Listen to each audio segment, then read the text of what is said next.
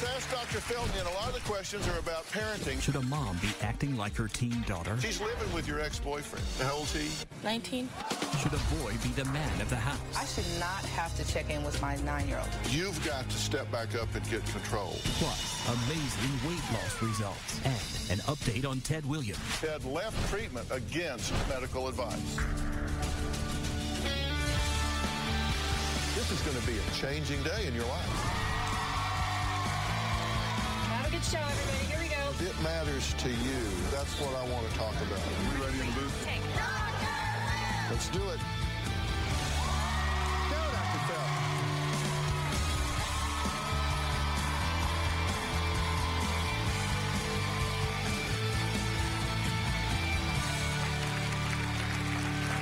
Well, I love today because it is Ask Dr. Phil Day, and that means I get all kinds of questions. I'm going to answer questions about everything from babies to diets to bossy kids to checked out moms. But first question that I've been stopped on the streets most about lately is what's the latest with Ted Williams, the homeless guy with the golden voice. Before I give you an update, here's what's happened leading up to the latest headline.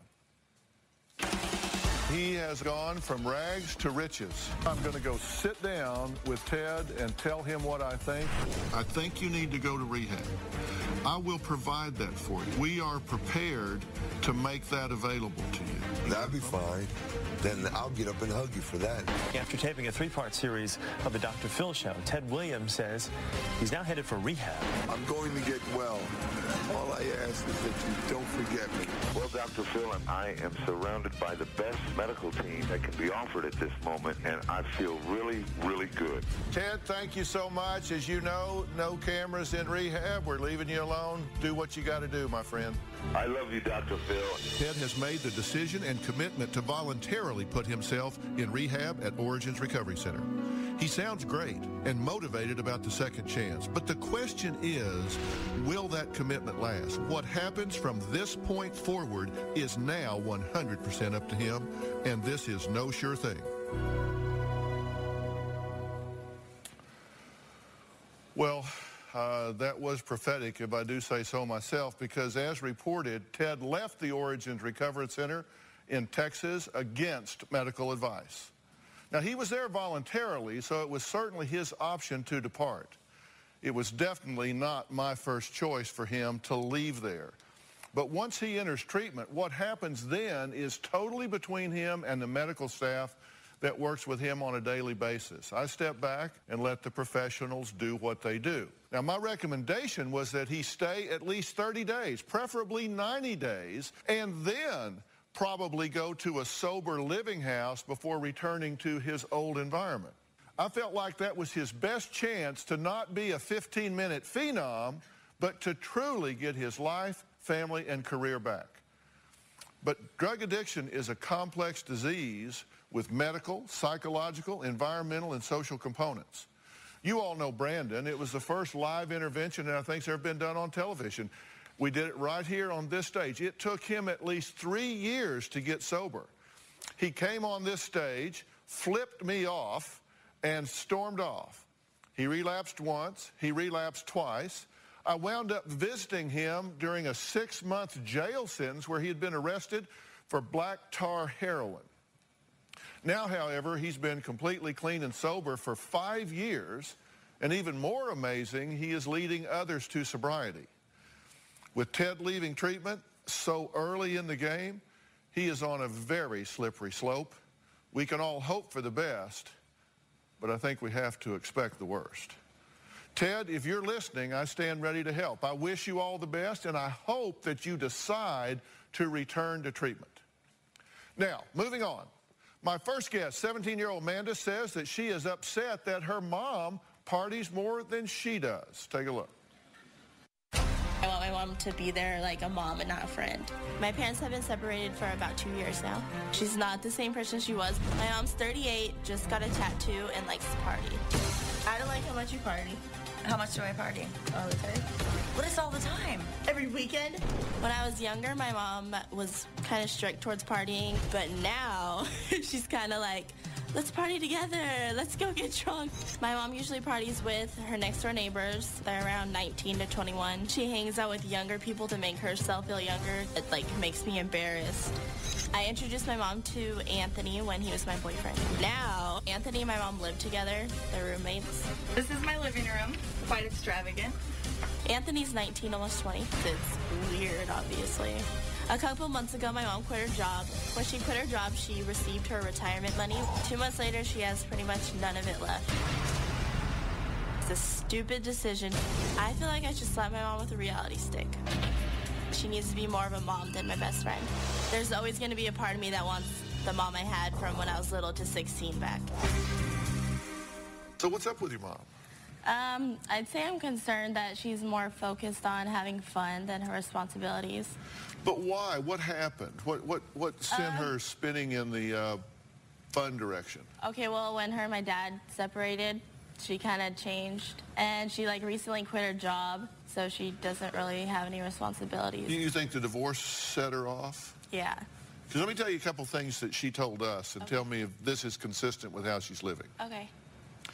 She says, quote, I've recently taken back myself. I am desperate to make my dreams come true and want everything that makes me happy or feel good. Yeah. Does that sound like the way she's behaving? Yeah, she does. Everything she does I know makes her happy, so I obviously will support her, but still part of me is bothered by it. Yeah, well, I don't blame you. So what'd you think when she got an arm full of tattoos? I actually like her tattoo. Yeah? Because I'm on it. Yeah, well, that's one good thing, I suppose. I mean, it's different because she's older, and usually younger people get tattoos, but... Yeah. She's living with your ex-boyfriend. How old's he? 19. Doesn't that creep you out? We didn't really date for long if we weren't, in love or anything. Well, that's handy. All right, next, you're going to meet Amanda's mom and find out why she's living with Amanda's ex-boyfriend. And later, they have lost inches and pounds in just 17 days. We're talking about the 17-day diet challenge. The results are amazing later in the show. We'll be right back.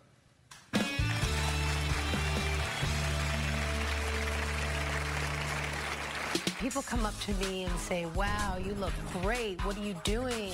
I feel so good because I've lost 3 inches from my waist. I gained a bunch of weight during my pregnancy, but I lost 21 pounds on the 17-day diet. 21.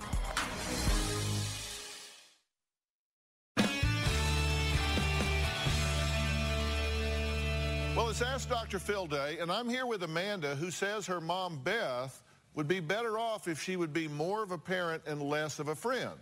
But Beth says, hey, it's time to have some fun. Take a look. My children live with their father full-time. I've wanted to leave for a long time. I just didn't. But it wasn't anything against him. It was me. I finally decided enough was enough, that I was going to take my life back, that I was going to start doing what I wanted to do. I moved out a 1.5 years ago. Now I live with my best friend, Anthony, and my cat.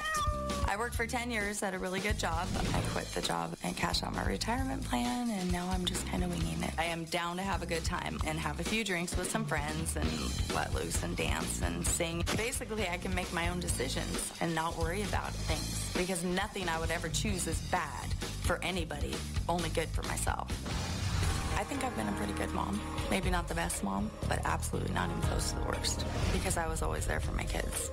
You said that you liked everything about me. Are you faking it? They knew they were loved, always. Okay, so you're kind of watching your story here, and you've kind of told us what your thinking is. You're just desperate to have some fun. Well, I'm desperate to have any fun, yes, but not to the point where I'm going, I know she thinks I party too much, but I just want to do what I want to do. I lived with my dad for 18 years, then I moved with her dad, and I lived with him for 19 years. I was never able to make my own decisions. Got to a point where I decided I want to start making my own decisions. Okay. And listen, I get that. I do. I can't tell you how many mothers that I've said, look, you need to take care of yourself. You need to do something for yourself. You need to have a good time.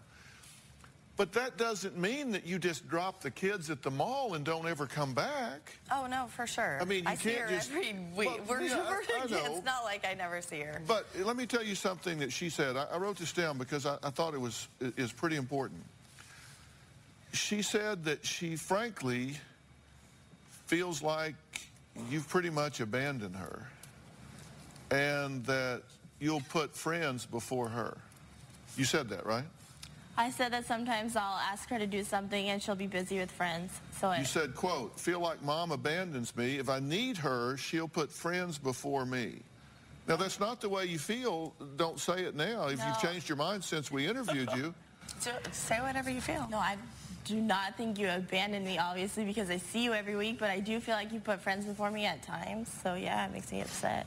And she says she wants to tell you how she feels, but that you're just too hard-headed to hear it. Did you say that? Yes, I did. Okay. I think she's afraid to tell me. And I learned that while... Well, but you're here. Yeah, yay. Yeah, and she's telling you now, sort of. She's kind of backpedaling because you're here, so she's kind of like, well, yeah. Wait. But no, I mean, this is about balance, right? For sure. You're living with a 20-year-old. Yeah. Why? Because I enjoy his company. Well, you've got a 20-year-old almost. No, we argue a lot more than my roommate and I. She wouldn't live with me regardless. Are you sleeping with this boy? Like having sex? Yes. No. Well, you're sleeping with him and not having sex? Like sleeping in the same bed. Well, we don't have sex. But you share a bed? We have shared a bed. And we don't snuggle, we don't touch, we don't... I live in a fifth wheel. Where are we going to sleep? Yeah, so it's tight. Yeah. Okay, so you quit your job. I did. And you say she just needs to be slapped for that. Yes. Would you like me to slap her? A lot of people think I did it. I'm here to serve. I worked for the government for 10 years. All I got was a cup. So I decided, I'm done. Well, no, you got a cup and 10 years of salary and 10 years of retirement built up. And I did get it out before the law started health care and benefits and all of that. So you got a lot more than a cup. Yeah, I did. But I put in for it. I worked for it. They didn't give it to me. No, exactly. And now you're unemployed, right? Correct. And no, actually, I have a job offer. So you what? I have a job offer. You have a job offer. But you can't take it because you're having surgery done possibly Saturday. Possibly. What you haven't done? Breast enhancement surgery. Breast enhancements. To go with your new tattoo. I have 4 tattoos. 4 tattoos. Yeah. Look, you do need to take care of yourself. I mean, there's no question about that. You really do. And I don't mean to suggest that you don't. But you do need to finish what you started. Absolutely. You have your daughter and you have a son. Right. And he's 12 years old. Yes. And he misses you. He comes to me every week, and I pick him up from school after school every day. Does he miss her? Well, obviously, yes. Has this been hard on him? He doesn't really let it show because he's young, and I don't know, but I can tell he's sad at times. When I talked to him yesterday, he said that he wanted to come on Dr. Phil to tell you that I don't buy him enough video games. That was his reaction. Yeah, that's because he's 12. Exactly. I don't really worry about my kids too much. Sometimes I worry about my son. Maybe he needs me a little more, but for the most part, my kids are pretty well adjusted. This change my mom's going through has affected my little brother because he doesn't really understand why he can only see her once a week when he was used to seeing her every day. I spend more quality time with my son now than I did when I lived with him. I'm pretty content with the time I spend with kids. Obviously, if there's free time in the day, I could always spend more time with them. And who knows, depending on where my future goes, I might spend a lot more time with them. My biggest fear about my mom, I might lose her because over the past 2 years, we're not as close as we were, and I might not have her at all. You understand there is a price for what you're doing. Oh, definitely. And she's paying it, and he's paying it. Definitely. And so you just have to decide, are you willing for them to pay the price? Because I think you need to take care of yourself, create some balance in your life, but I also think you have to finish what you started. Right. You have to parent these children. Right. You have 2 children, they're both living with their dad. And you say, well, he needs to be with his dad, but he needs his mother, he misses you. Right. What do you suggest? Well, I suggest some Him balance moving with here. I me suggest instead of that his you... dad? Well, okay, you asked. Let me just give you a tick list here. I suggest that you not be living with a 20-year-old because I think that's really bad for him. I don't know what his thinking is. They really get along well. It's like his big brother. I'm talking about the 20-year-old. Oh, the 20-year-old and I, though, were not in a relationship. Yeah, you're just roommates. So, exactly. Yeah. So that's different. We've never shown affection out in the public. We've never portrayed ourselves as boyfriend or dating or anything like that. I am suggesting that she needs a mother, not a friend, that your son needs his mother. Right. I think having him just live with his father all the time is apparently painful to him, so I think that's a bad idea. I think you need to get a job. Oh, I know I need to get a job. And I think you need to take care of your responsibilities with your children. You started that before you decided it was time that you were desperate to have some fun and do anything that felt good to you. I think you have to balance those things out or you're going to have a disaster on your hands. Right. All right, we got to take a quick break. Next, a mom who says her 9-year-old son is trying to control her. And later, you're going to be seeing a lot less of my 17-day dieters. Check this out. My name is Heather, and I have lost 22 pounds. Everybody wants to know my secret. They're constantly asking me, what are you doing? What diet are you on? And 17-day diet is all I say. More amazing 17-day diet results. You won't want to miss this, so stick around.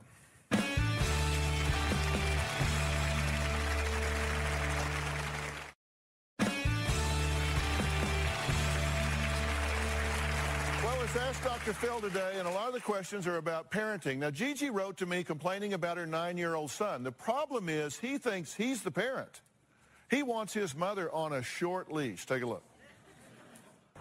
I've had it with my son, Dontrell, who's 9. You making stuff too difficult for no reason.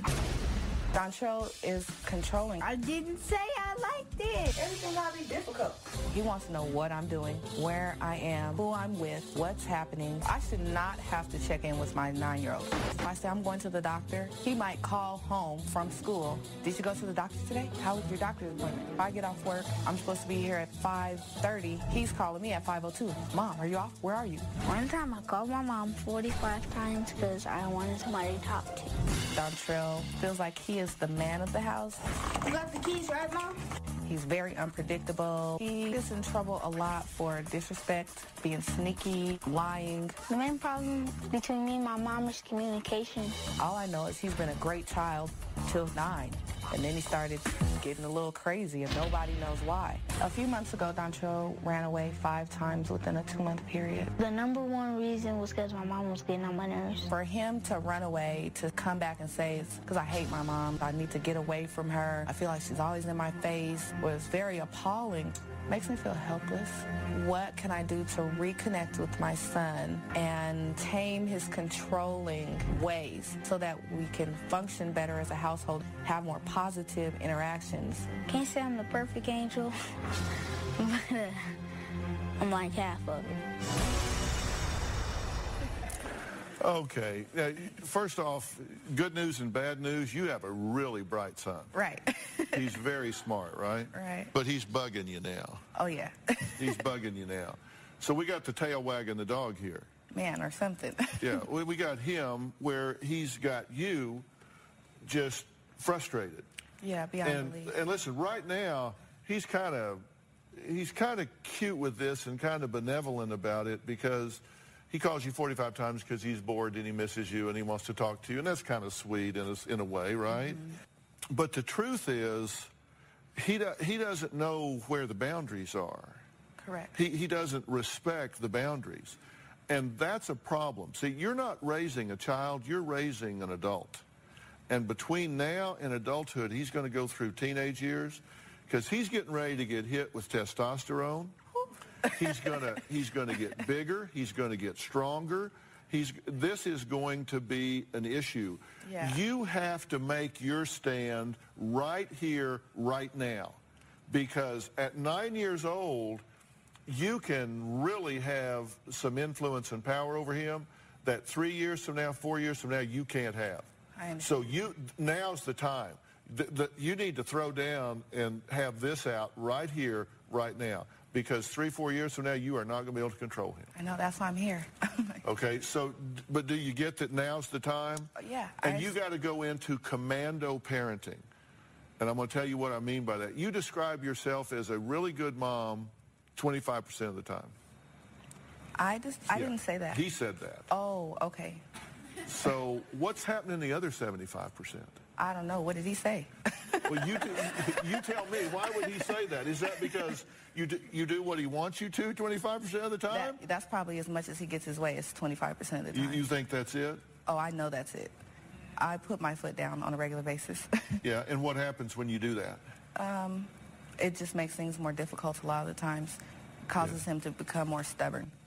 Tell you, as smart as he seems, and as devoted as he seems, I mean, he makes a commitment to getting control, right? Yes, he hangs with it. He does. But you recognize that he doesn't have the ability to predict the consequences of his actions. Definitely not. He's run away 5 times, right? Yes. When he runs away, he puts his life in jeopardy. I know. Because there are predators out there that will get a hold of him, and there is no telling what might happen. The truth is, you've got to be willing to get him under control by going way strict in the beginning and be prepared for him to rebel. Right now, he's got a real sense of entitlement, true? Correct. Tell me what that means to you, that he's entitled. He feels like he's entitled to be the man of the house and to make the decisions that an adult should make when he doesn't understand, you know, the full consequence of making that decision. Yeah. He just picks left or right, not actually thinking about it. You got 4 jobs with him. Safety. You got to keep him safe. When he's running away, he's not safe. Correct. If he continues to do that, then you got to take whatever measures necessary, even if it meant taking him out of the home. Right. Health. You got to make sure he's healthy, and that means you got to keep him away from drugs and alcohol and predators and that sort of thing. You have to prepare him. You got to teach him to perform in school, and that teach him that when you do a good job, the world rewards you. Not with your love. That's unconditional. Right. You love him whether he makes A, B, C's, D's, whatever. You got to love him no matter what. But you have to make sure he understands that the world's going to require him to perform. And then you got to prepare him to be an adult. You got to teach him responsibility. And right now, he doesn't know responsibility. He just knows demand. Kids, they want what they want when they want it, and they want it right now. Right now. Yeah, they want it right now. I mean, look at this picture. Yeah. Okay. Wonder where he gets the sense of entitlement. Oh, yeah. It looks like you snapped that picture at Toys R Us. Okay? And when I say commando, you've got to be prepared for all of that to go away. And I am full aware that right now you kind of have lost traction with him. You need some help with that. And I'm going to get a counselor to help you with this. Okay. And it's going to be a male. That's what he needs. Counselor that's going to teach him what it is to be a man. But I'm telling you, you've got to go into what I call commando parenting. And I'm going to get you support to do that. But that means you got to be willing to strip his world. Yes. You got to be willing to say, look, you want to be a man, then you treat your mother with respect.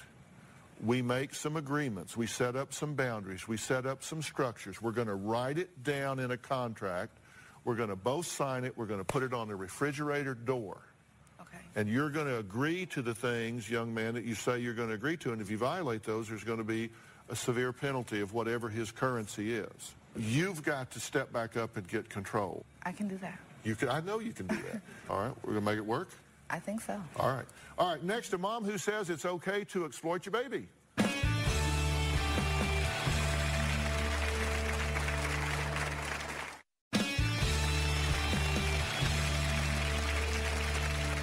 Well, Teresa Strasser is here. You've seen her on the show before. She's a comedian. She's a television personality. She's a radio personality. And most importantly, she's a new mom who can't stop obsessing about her new baby. So she hit the streets with some questions about baby etiquette. Take a look. Hey, Dr. Phil. So I first came on your show, I was 8 months pregnant. Now I have a 16-month-old. But when it comes to the world of baby etiquette, I'm still kind of a baby. So I came here to get some answers. Okay, so your kids are in a restaurant and they're just completely freaking out. What do? You bail. You're like, whose kids are those? I like your style a lot. What do you think of shrieking babies on planes? It is 100% the parents' fault. Am I allowed to touch a pregnant person's stomach? No. But I mean, there's a human child just coming out at me. I want to touch it so badly. But it's not yours to touch. Is it rude to ask when someone's due? I just would never ask anyone if they were pregnant. 2 months after I had delivered, people will still say, when are you due? And I'm like, 2 months ago. Unless that baby is actually crowning and you can see it coming out, don't ask when she's due. Charlie, do you like Dr. Phil? That's a yes. You see an ugly baby, what do you say? We lie through our teeth, and then we go home and mock the baby. There's all children are beautiful.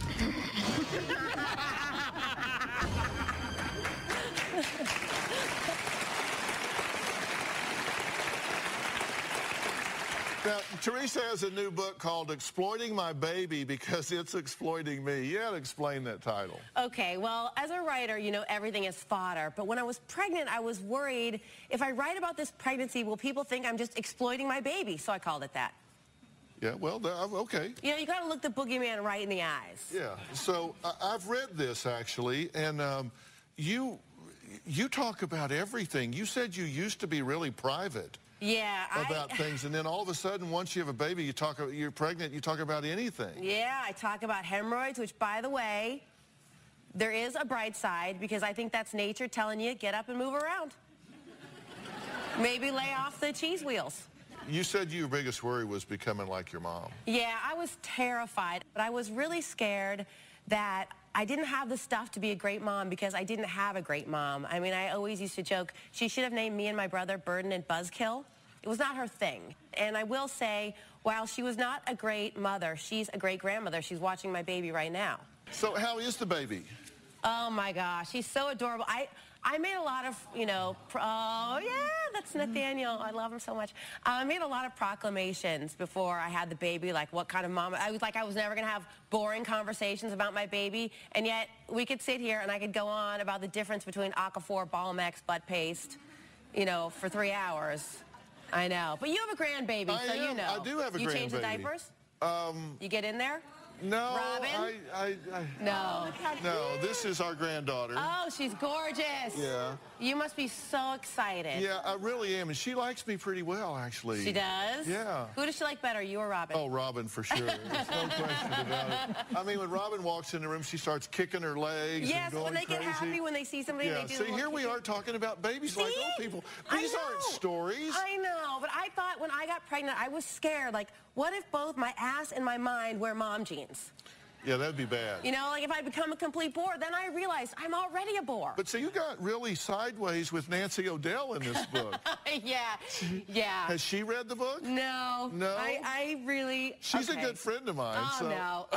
It's out of jealousy. I couldn't be more jealous of Nancy O'Dell. She's beautiful. She's got a very successful career. I'm on AM radio, Dr. Phil. But she wrote a pregnancy book called Full of Life. And she talked about her main symptoms were her extra glowing skin and glowing hair. Meanwhile, I was like barfing, I had hemorrhoids, my skin was breaking out, and her biggest problem was how to redecorate the nursery. You know, I hated her. And then in the end of her book, she says, one day I was crying, and finally my husband said, babe, and he calls her babe. Finally my husband says, babe, what's wrong? And she said, I'm just so happy. And then he said, you have postpartum elation. And, you know, when you're pregnant, you're hormonal, and, you know, you're swollen. I had cankles. I threw the book across the room. She's too perfect. You had a question for me. What is it? Okay, all right. Well, you and Robin are incredibly classy, and particularly Robin is a beautiful dresser. Now, my mother, who, as you know, has come around, and now she babysits, she showed up to, we go to the little Mommy and Me gymnastics. She was wearing an extra large men's shirt. It was tie-dye with dancing bears. It was red and orange. It was so bright, like a kid had a seizure. How can I get her to dress in a more tactful manner. You need to pick your battles.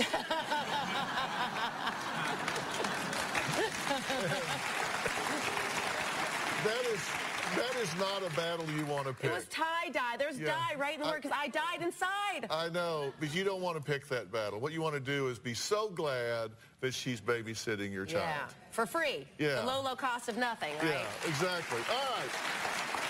Teresa's new book is called Exploiting My Baby Because It's Exploiting Me. If you read this book, you will laugh till you are sick, I swear. But it's also very insightful. People will relate to this. All right, next, amazing results from the 17-day diet. We'll be right back.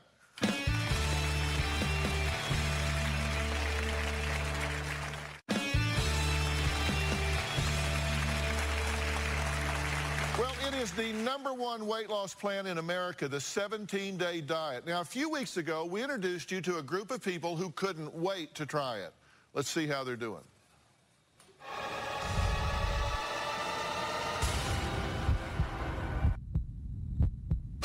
I am launching the 17-day diet challenge starting right now. By looking at me, nobody would ever think that I was a real-life in-store Barbie doll. When I saw the video of my backside, I can't imagine anybody walking behind me and not saying, look at her butt. When I saw myself in the underwear on the Dr. Phil show, it was probably the most embarrassing moment. The 17-day diet challenge is not just for these three. I want Chanel, Amanda, Tracy, Brad, Joni, Tom, and Christina. People on my left, you are Team Dr. Phil. People on my right, I have a different team captain for you. Please welcome Dr. Travis Stork from The Doctor.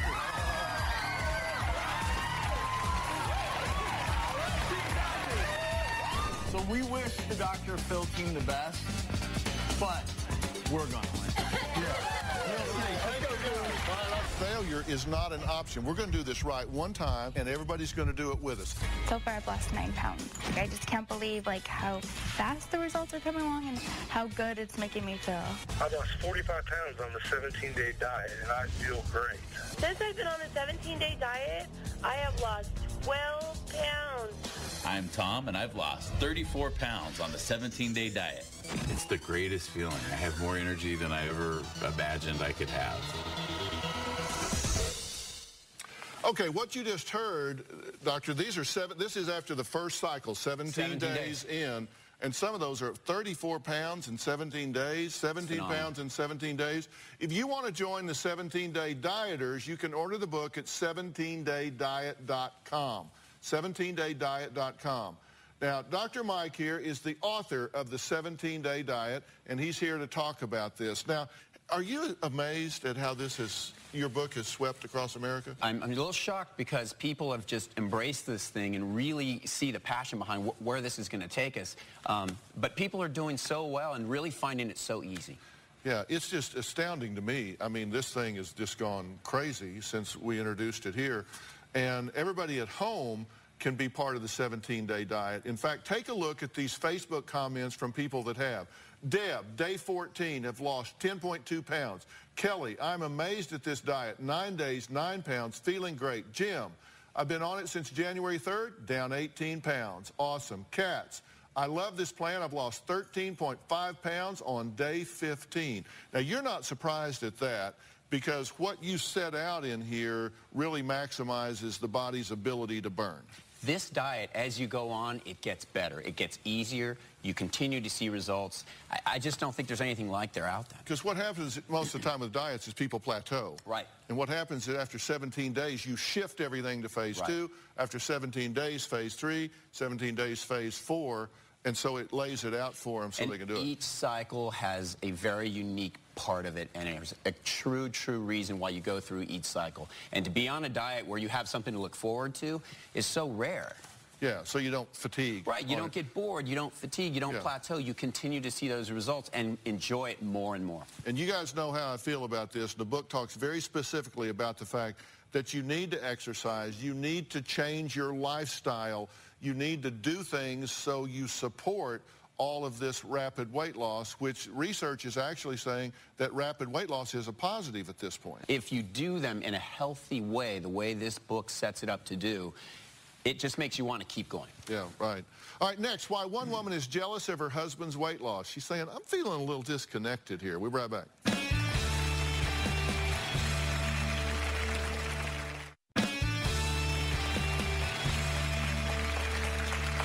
Well, it's Ask Dr. Phil Day, and we are here with Dr. Mike Moreno, the author of the 17-Day Diet. And also, Tom is here, who's one of the challengers, and he has lost 34 pounds. He's with his wife, Rebecca, who says, frankly, she's a little jealous of his weight loss program. First, congratulations, 34 pounds in 17 days. That's great. Thanks, Dr. Phil. Because you had made an important promise to somebody that you really need to keep. Yeah, I have a 17-month-old son, and before he was born, I made a video journal, and I was promising him, look, you're never going to have to know a 300-pound dad.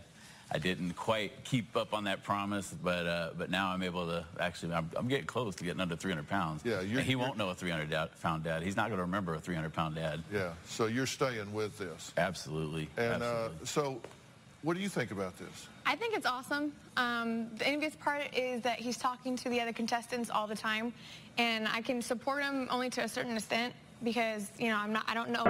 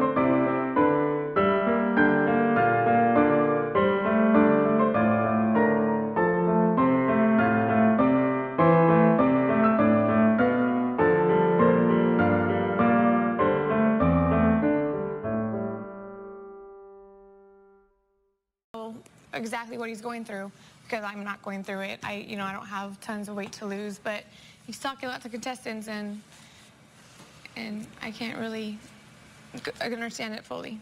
So. Yeah. But you do support him, right? Oh, yes, 100%. Because, listen, one of the things that's so important about this, and Doctor, we've talked about this a lot, if you're going to lose weight and you're going to keep it off, you've got to set your life up to support where you're going and where you get. And that means you've got to surround yourself with people that support what you're doing. She's the most amazing woman I've ever met in my life, so I want her to feel included in everything. And I would say that if she wasn't sitting here, too. All right, now you're making the rest of us look bad. So what's your question for the doc? Okay, Dr. Mike, I know you read my food journals before I started this, and I know that you know that I had a problem with diet soda. I drank about 12 to 16 a day. Thank you. Yeah, a problem, I don't know if I would I think it goes a little beyond that. I'm kidding, but no, go ahead, I'm sorry. Through this process, I've done pretty well so far. I have not been able to completely kick the diet sodas. I'm down to between 1 and 3 a day. I want to know, like, exactly how bad are they for me? I mean, is it really that bad? Because it don't feel that bad. You know, first of all, I want to congratulate you because, you know, you've done something that not a lot of people can do, and I think that's amazing. So I really want to congratulate you. You know, Everybody talks about sodas, and everyone's like, oh, don't drink sodas. They're bad for you. Why are they bad for you? Well, let's talk about it for a second. You know, the basis of health is hydration. And, you know, we talk about hydration all the time. When you take a soda, you take the sodium, you take the sugars, you take the caffeine, there's really nothing good about it. And you're really going away from what we all want in that whole process. And weight loss is hydration, keeping your body hydrated. And we talk about that a lot in the book. So I think, you know, that's the basis of that's just one point. You talk about blood pressure, you talk about sugars, you talk about so many things like that. I tell people, reach for a glass of water. Now, I'll be honest, I'm not a big water drinker. It doesn't taste very well. In fact, it doesn't taste. So what I like to do, there's a number of different zero-carb or very, very low-carb drinks that are flavored. There are a lot of packets you can add to water. Or what I do is I take these little 20-ounce things, I dilute them. So I'll drink one, I'll empty it, and I'll dilute it with water half and half. You're not going to get any carbs. You're going to get all the hydration you need. You may be going to the bathroom a lot, but let me tell you, it's going to be helpful for you. Okay, but now, and I want people to know, because you talk about this in the book, the high sodium can affect your blood pressure. But also, I want people to know this tricks your body because you give your body a signal that sugar's coming. Right. And so it activates insulin and starts doing different things, and then it doesn't come. Yeah, so your body's like, hey, what? I'll tell you, I see so many problems every day that are based solely on dehydration. People come in dizzy. People come in with headaches. People come in fatigued. Night cramps, leg cramps. I hear that 2 or 3 times a day. Let me tell you, a glass of water can change those things overnight. And you go in the opposite direction with a diet drink. Okay, make sure to watch the doctors tomorrow to see who lost the most weight so far on the 17-Day Diet Challenge. And again, if you want to join the dieters, go to 17daydiet.com. We'll be right back.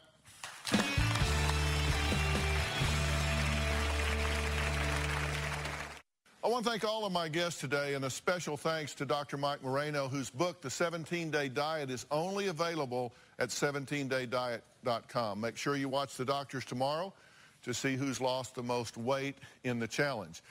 And thanks to Teresa Strasser. Her new book is called Exploiting My Baby Because It's Exploiting Me. And everybody in the audience is going home with a copy. All right? So you got that. Thanks for being here. So long.